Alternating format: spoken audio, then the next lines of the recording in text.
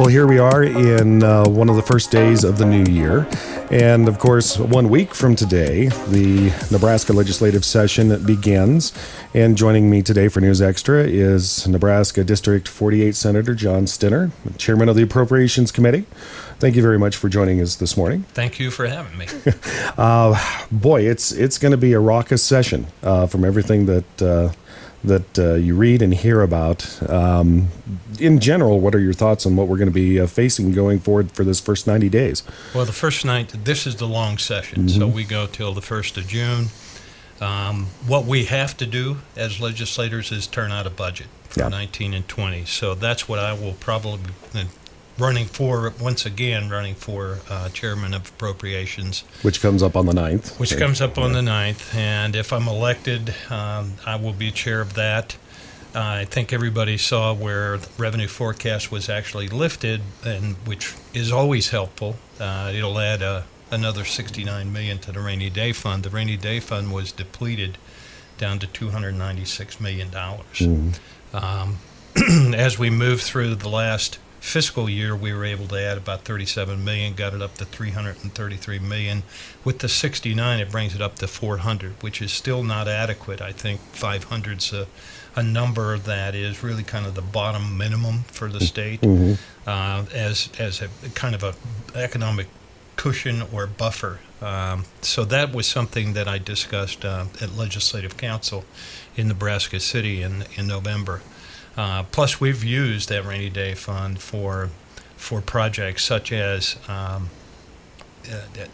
we put over $100 million of improvements into corrections.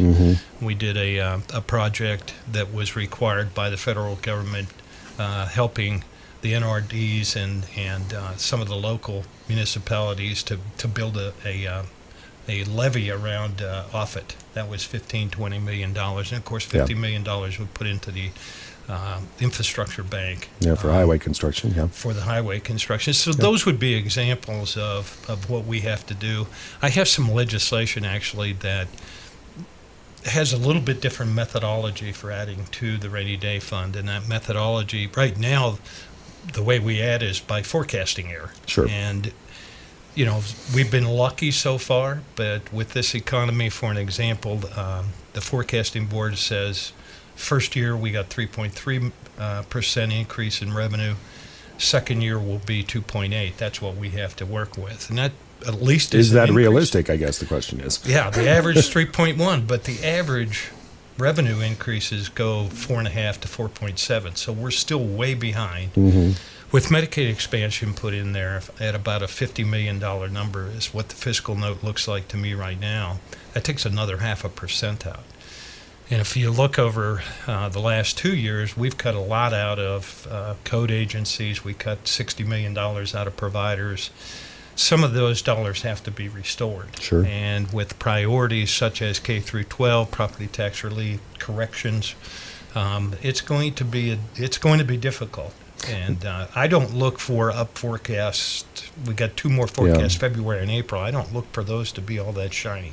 Some of your colleagues in the area have said that they would like to see, instead of reductions in increases of spending, they'd actually like to see us tamp down on actual budgets and actually make some reductions here and there. But the hard question is whose ox is going to get gored in that case. Right, and we tried to be very fair and balanced in our approach. When we had to make the $1.3 billion in cuts, we actually took the budget.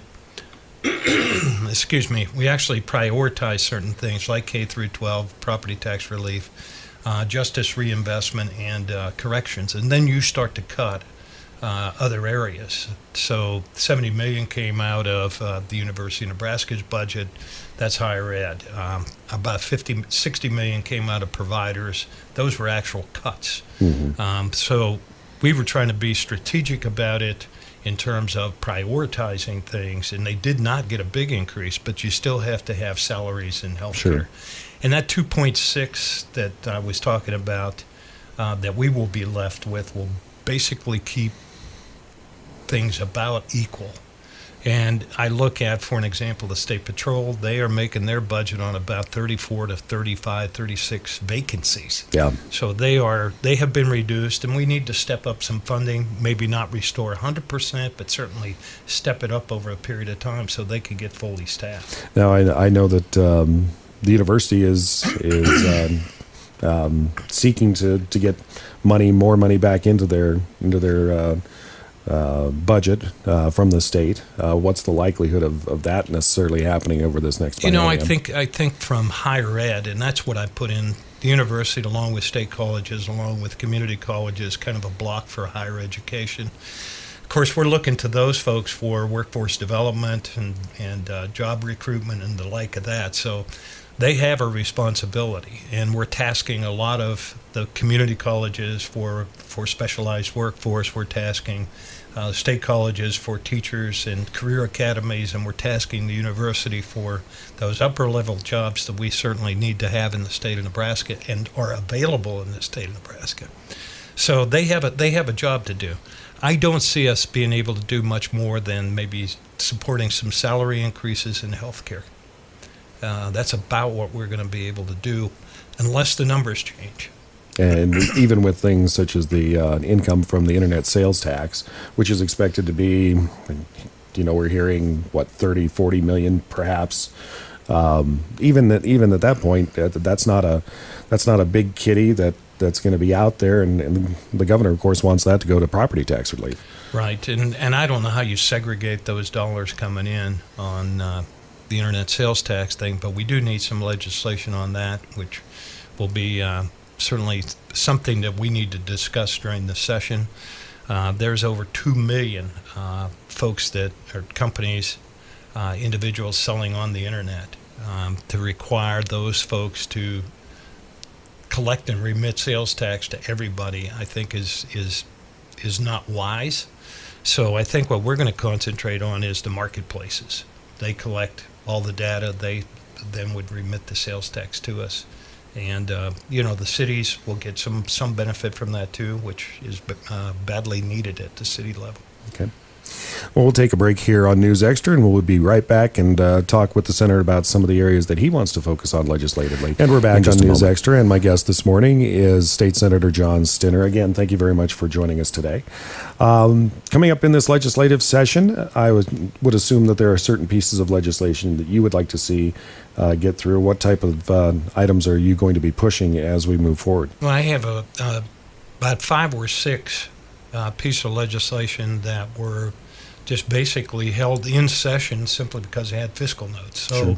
I may reintroduce those. I may hold them back. Panhandle Beginnings, we've been working with the Sherwood Foundation, trying to figure out just exactly where we can find some additional funding. So that may be held back. I'll do some budget type of legislation, and then I've got Business Innovation Act that needs to be renewed, which is different than the Nebraska Advantage Act, and I've been working on some of those areas as well.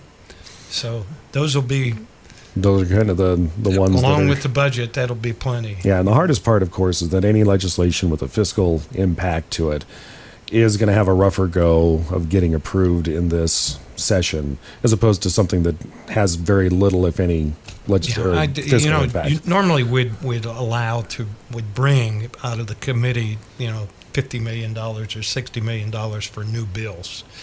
We did not. We couldn't do that last 2 years.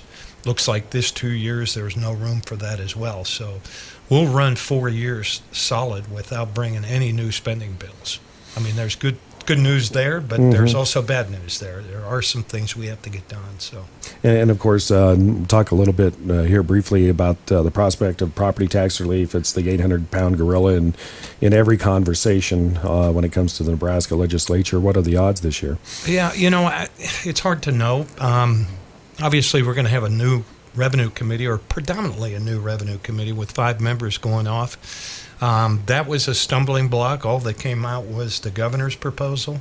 There was 4 or 5 different other proposals in there. I think you'll see 4 or 5 additional proposals. We need to coalesce around an idea.